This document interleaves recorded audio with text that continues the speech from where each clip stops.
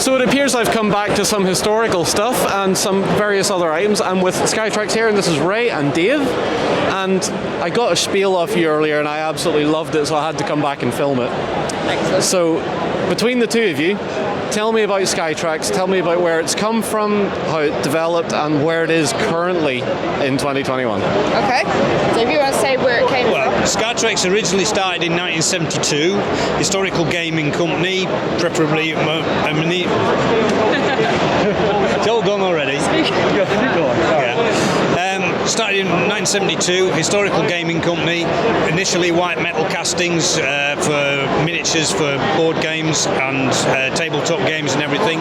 Moved forward through the years, incorporated Hinchcliffe models, started doing model railway models.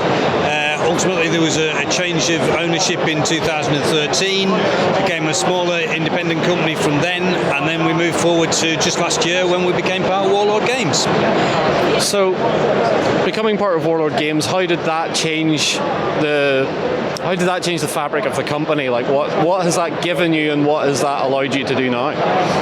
So previously, when we weren't owned, we were already doing a lot of casting for Warlord Games, which is why it was such an asset to get us on board. But how we've grown is we're still doing a lot of contract casting for Victory at Seas, for Stalingrad. We're still doing all of that, but it's allowed us to get further into the public's eye and be able to do our own set of ranges. So we've got 15mm, we've got 200th scale. We've now got a few Newark characters, we've got Robin Hoods, we've got sci-fi, stoic, literally everything that you can think of and everything that we can think to make, we can now go ahead and do that and link with Warlord Games to see how to connect the two.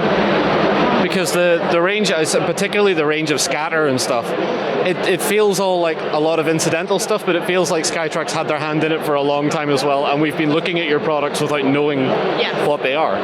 Yeah, that's correct. So it's nice to be able to say, hey, if you already like Warlord products, we have been making them. Yeah. So if you like the quality, if you like any historical period, we do them. Yeah. And it's nice to be able to come out and say what we do and say why we're here. Yeah. And I noticed there's some painted stuff in here. There's some small scale stuff over here. Now, what's this all about? Like, do you want to explain what the tiny tanks are all about? Well, the tiny tanks are Dave. Tiny tanks, Dave, go for it. We're back to the old Skytrex ranges here, really. I mean, the 15mm stuff is a range that we developed, must be 20 odd years ago. It was when Flames of War first came along. We were also doing 15mm, and so we found a lot of people buy these products as an additional source of models for the Flames of War set. The aeroplanes you see are 200th scale. We had 200th scale miniatures of tanks and ships and all sorts of things for many years as well. Also the terrain stuff that you were on about, a lot of that comes from our model railway side. So we do O gauge and double O model railway stuff. So it's not specifically scale, but stuff is all usable in 28mm because a box is a box, a barrel is a barrel or whatever. So that sort of thing has become part of the range as well that we can use for many functions. Yeah. So that's where that's come from. So from here then, where is Skytrex going to be? Like what? Let's do the old question of where will you be in 5 years? Well, we're definitely still going to be here, but we're thinking about doing new starter sets, rule sets.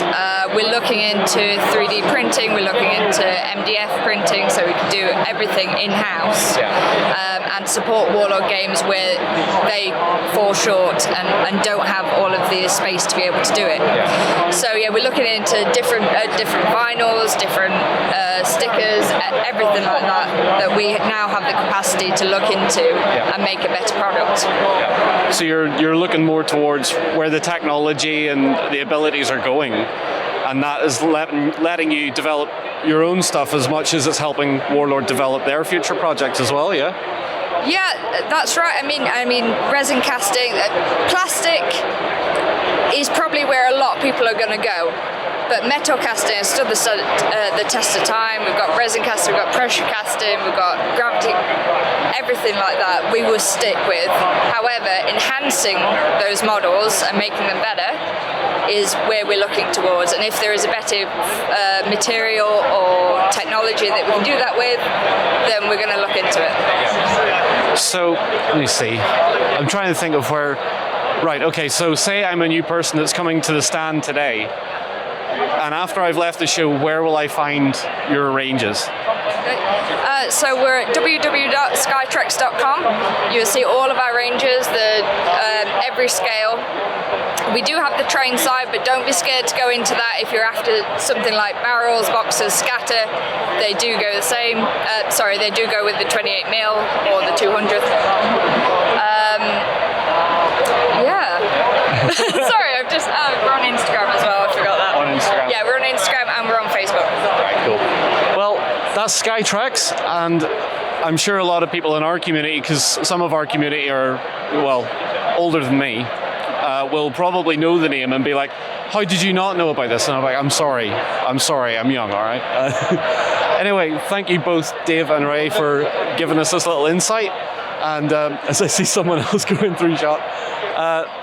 So yeah, come down to the stand, have a chat with the two of them here. It's great down here, and we'll see you again very soon.